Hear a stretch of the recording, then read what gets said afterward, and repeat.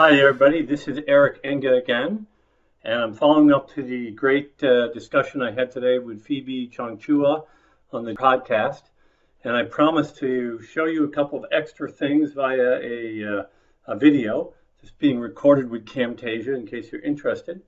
And the tool that I'm in right now is Google Search Console. I mentioned in the interview that if you don't have this set up for your site, that you should absolutely do that as soon as possible, because Google Search Console will give you information on what Google thinks about your website, and that's just incredibly invaluable. So here I am, I'm logged in, and there's a number of sites to which I actually have access, and I'm going to click on this one here, the secure version of www.stonetemple.com, since that's my company's website. I'm going to take you inside and I'm going to show you a couple of quick things. So here we are inside of Search Console, and I talked about two things in the interview. One of which is you can use Search Console to tell you whether or not Google has penalized your website. You certainly would want to know that, wouldn't you? So over here on the left, near the top, I'm going to click on Messages, and you'll see that there are a couple of messages here in Search Console. One talking about improving the search presence of one particular article. That's this one right here. Right below that, talking about possible outages. And then another message about improving the search presence of https www.stonetemple.com. These certainly seem like things that we ought to investigate, and we will, because there are opportunities for us to make our site look better in the eyes of Google.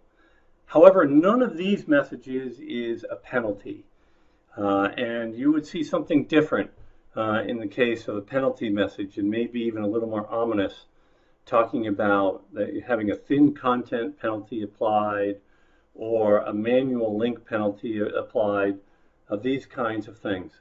So this is a very useful place for you to be able to get access to and check on an ongoing basis. There was one other thing that I mentioned in the interview, and that is seeing how many pages that Google has in their index from your site. For that one, I'm going to click over here on the left on Google Index. And you notice that a little submenu popped up here, and I'm going to click on Index Status. And I come to this screen, and when you look at this screen, near the left side, not the far left, but the partial left, you see a blue rectangle where it says Total Indexed.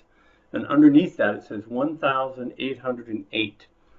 So those are the number of pages indexed for this site.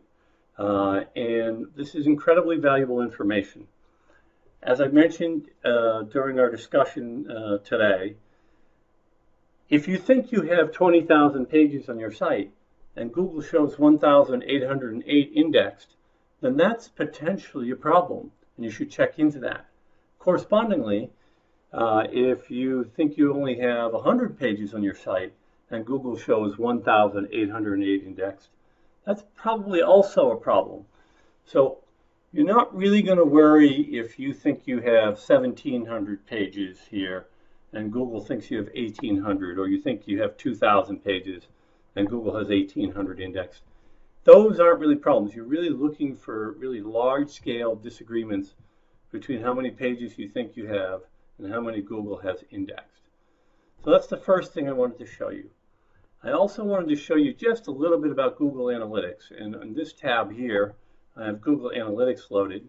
And I'm going to click on the www.stonetemple.com link and take you into the Google Analytics page for the website. And this is what the entry screen looks like. I want to show you just a couple of things here too. First of all, you can see the traffic to the site in the overview page. And you can see this huge bump here in the beginning. That's actually because a piece of content we had went viral on that date. And then you can see the rest of the traffic here. But what I want to do is I want to isolate on the organic search traffic for the site. So I'm going to come over to here to the menu on the left. I'm going to click on Acquisition. And now I see all traffic underneath that. I'm going to click on that. I'm going to click on Channels. And now in the middle here, I see social, direct, and organic search. And it's under organic search, where I can see how much organic search traffic the site is getting. We can click on that link, and here you get a picture of the organic search traffic to the site on a daily basis. So that's a pretty good view of what's going on the website, and you actually get a little bit of information on the various keywords and things on the site. But you want to monitor this over time and make sure you don't see any big drop in your traffic, and hopefully you see it increasing over time. So that's one thing I wanted to show you, but let's take a look a little further here. Going back to the menu on the left, you now see near the bottom here something saying Search Engine Optimization. And underneath that shows queries, landing pages, and a geographical summary. So you can see your queries here. These are the search queries that are leading to traffic to your site. Now bear in mind, since Google obscures most search queries, this particular data probably not that useful. But underneath that, we've got landing pages, and this shows you what pages on your site are getting the most traffic from SEO. And this is very useful data to have. There's so much more that I could show you here in this tool, but I think this is a good initial introduction for you. The most important thing is that you connect with both Search Console, get that installed for your site, and Google Analytics, and you use this data, because you can make use of this data to gain information about what's working and not working in your overall digital marketing strategy and improve your SEO.